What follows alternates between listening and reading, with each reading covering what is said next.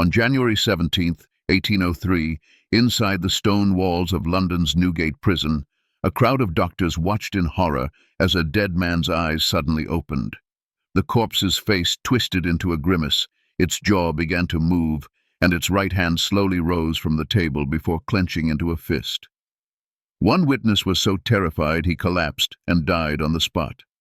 The man responsible for this nightmare was Giovanni Aldini, and he was convinced he could use electricity to conquer death itself. The story begins in 1780 with Luigi Galvani, a professor at the University of Bologna, who made a discovery that would change the world. While dissecting a frog in his laboratory, Galvani noticed something strange. When he touched the frog's leg with two different metals, the dead muscle would suddenly contract and twitch as if it were alive. Galvani was convinced he had discovered something revolutionary. He believed that all living creatures contained an intrinsic electrical force that he called animal electricity. This life force, he argued, was what separated the living from the dead. If scientists could understand and control this electrical power, they might be able to restore life to the deceased. Not everyone agreed with Galvani's theory. Alessandro Volta, the inventor of the electric battery, argued that the twitching was simply caused by the metal conducting electricity through the dead tissue. There was no mystical life force, just basic physics. But Galvani had a nephew who refused to accept this explanation, and that nephew would take his uncle's work to terrifying new extremes. Giovanni Aldini was born in 1762 and grew up hearing about his uncle's electrical experiments. Unlike the careful, methodical Galvani, Aldini was a showman who understood the power of spectacle. He became obsessed with proving that electricity could indeed bring the dead back to life, and he was willing to conduct increasingly shocking experiments to prove his point. As a professor of physics at the University of Bologna, Aldini had access to cadavers and the freedom to conduct whatever experiments he wanted. He started small, using dead frogs and fish, but soon moved on to larger animals. Sheep, oxen, dogs, and eventually human corpses all became subjects in his electrical resurrection experiments. Aldini's technique was simple but dramatic. He would attach metal wires to different parts of a corpse, then send powerful electrical currents through the body. The results were horrifying and mesmerizing. Dead animals would suddenly spring to life, their limbs jerking and convulsing as electricity coursed through their nervous systems. Eyes would open, mouths would move, and sometimes the corpses would even appear to breathe. But Aldini wasn't content with animal experiments. He believed that if galvanism could truly restore life, it would work best on human subjects. The problem was finding fresh corpses to experiment on. In the early 1800s, executed criminals were often the only source of recently deceased bodies that scientists could legally obtain. Aldini began traveling across Europe, seeking out the freshest executions he could find. He would arrive at prisons and execution sites with his electrical equipment, ready to shock the dead back to life within minutes of their deaths. These weren't private medical procedures. Aldini deliberately turned his experiments into public spectacles, complete with audiences of doctors, scientists, and curious onlookers. Aldini's most famous experiment took place at London's notorious Newgate prison in January 1803. The subject was George Forster, a murderer who had just been executed by hanging. Forster's body was still warm when Aldini began his electrical demonstration in front of a room full of medical professionals. What happened next was unlike anything the witnesses had ever seen. When Aldini applied electrical current to Forster's face, the dead man's facial muscles began to convulse violently.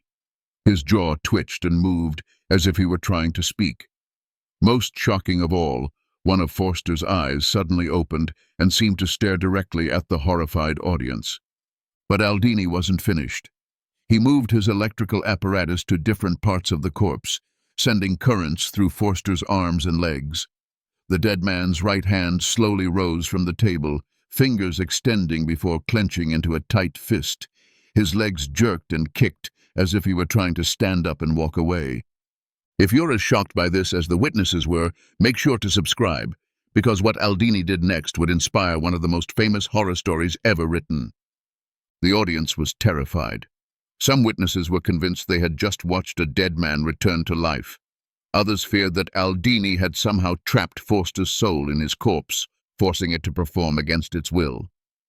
One surgeon was so overwhelmed by what he had seen that he collapsed and died on the spot, apparently from shock.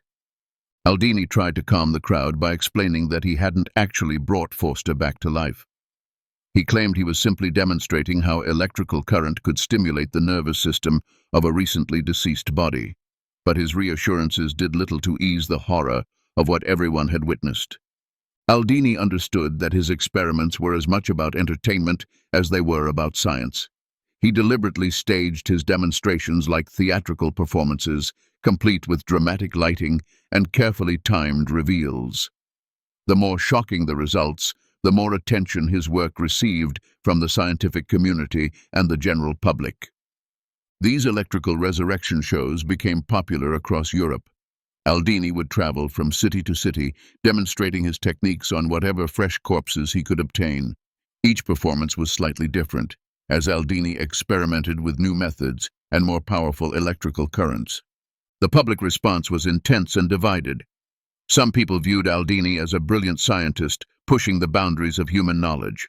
Others saw him as a madman playing with forces beyond human understanding. Religious leaders condemned his work as blasphemous, arguing that only God had the power to grant or restore life. But perhaps the most significant response came from the literary world. Writers and poets were fascinated by the idea that electricity could bridge the gap between life and death. The concept of using science to create or restore life became a popular theme in Gothic literature and horror stories. One person who was particularly influenced by Aldini's experiments was a young woman named Mary Shelley. In 1816, when she was just 18 years old, Shelley was staying in Switzerland with her lover Percy Bysshe Shelley and their friend Lord Byron. During a summer of unusually cold and stormy weather, the group entertained themselves by reading ghost stories and discussing the latest scientific discoveries. The conversation inevitably turned to galvanism and Aldini's electrical experiments. Byron and Percy Shelley were fascinated by the idea that electricity might be the key to understanding life itself. They speculated about whether a scientist could use electrical power to create a living being from dead tissue. These discussions sparked Mary Shelley's imagination, and she began writing what would become her masterpiece, Frankenstein, or the Modern Prometheus. In the novel, Victor Frankenstein uses electrical power to animate a creature assembled from corpse parts. The story was directly inspired by Aldini's real-life experiments with electrical resurrection. Shelley later wrote that the idea for Frankenstein came to her in a waking dream after listening to discussions about galvanism. She imagined a scientist who had discovered the secret of life and was using that knowledge to create a living being. The electrical experiments she had heard about provided the scientific foundation for her fictional tale. Aldini himself seemed aware of his influence on literature. In his 1804 memoir, he wrote about his ambition to command the vital powers using electricity. He believed that electrical current was the fundamental force that animated all living things, and that mastering electricity would give humans godlike power over life and death. Despite the theatrical nature of his demonstrations, Aldini's work had serious scientific implications. His experiments helped establish the field of electrophysiology, which studies how electrical currents affect biological systems. This research would eventually lead to important medical breakthroughs. Aldini's electrical stimulation techniques became the foundation for modern electroconvulsive therapy, which is still used to treat severe depression and other mental health conditions. His work also contributed to the development of diagnostic tools like electrocardiograms and electromyograms, which measure electrical activity in the heart and muscles. The idea that electricity plays a crucial role in biological functions was revolutionary for its time. Before Galvani and Aldini, most scientists believed that living organisms operated according to completely different principles than non-living matter. The discovery that dead tissue could be made to move using electrical current suggested that life and death might not be as fundamentally different as people had assumed. Aldini's experiments also raised important ethical questions that scientists still grapple with today. Was it morally acceptable to experiment on human corpses for scientific purposes? Did the potential benefits of understanding electrical stimulation justify the disturbing nature of the research? These questions became even more complex as Aldini's techniques were applied to living patients. While Aldini claimed his goal was to advance medical science, some of his experiments crossed ethical boundaries that would be unthinkable today. He conducted electrical stimulation tests on living animals and occasionally on human patients suffering from mental illness or neurological disorders. In one documented experiment, Aldini applied electrical current to the heads of patients in an Italian psychiatric hospital.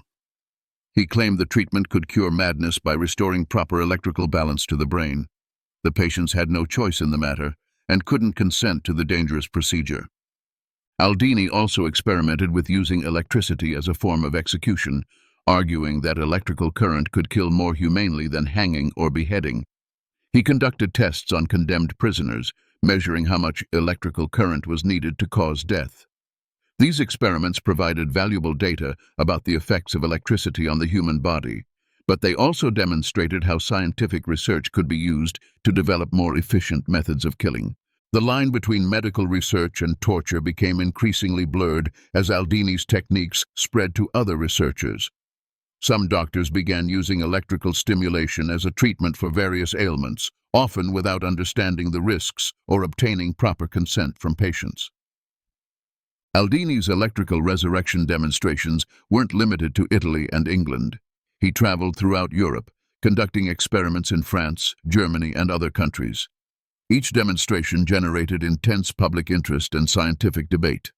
In France, Aldini's work attracted the attention of Napoleon Bonaparte, who was fascinated by scientific innovations that might give France military advantages.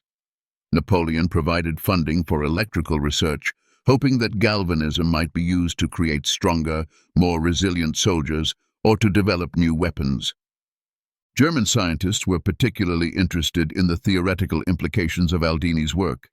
They saw electrical stimulation as evidence that the boundary between living and non-living matter was not as clear as previously believed.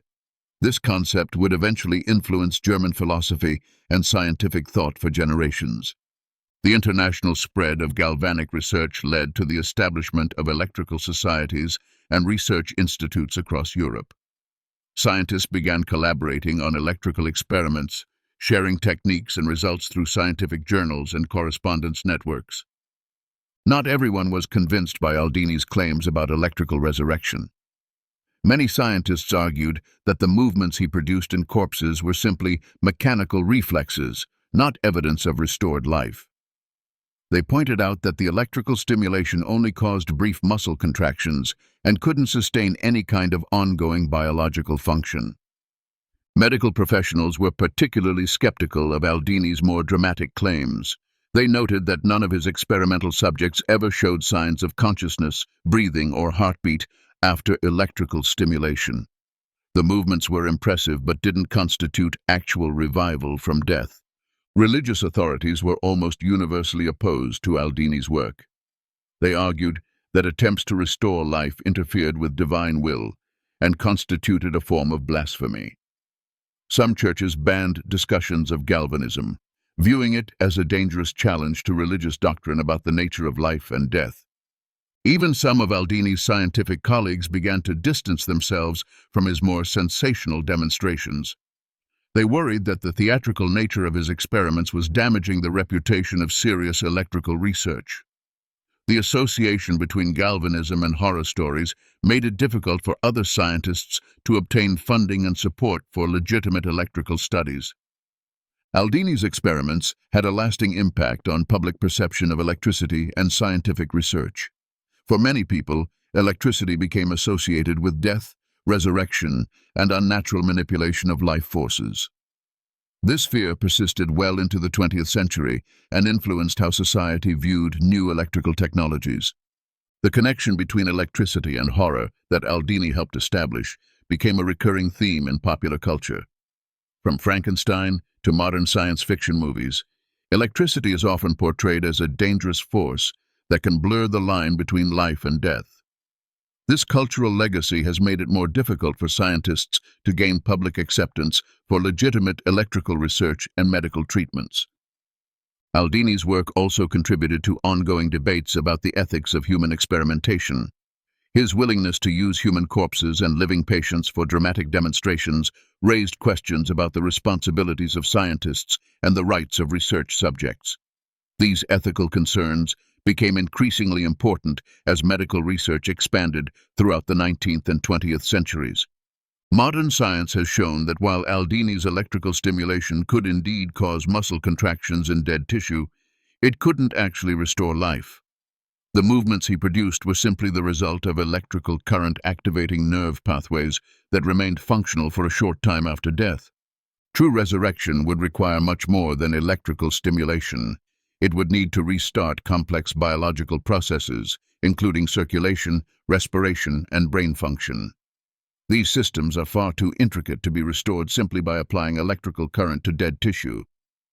However, Aldini's basic insight about the role of electricity in biological systems was correct.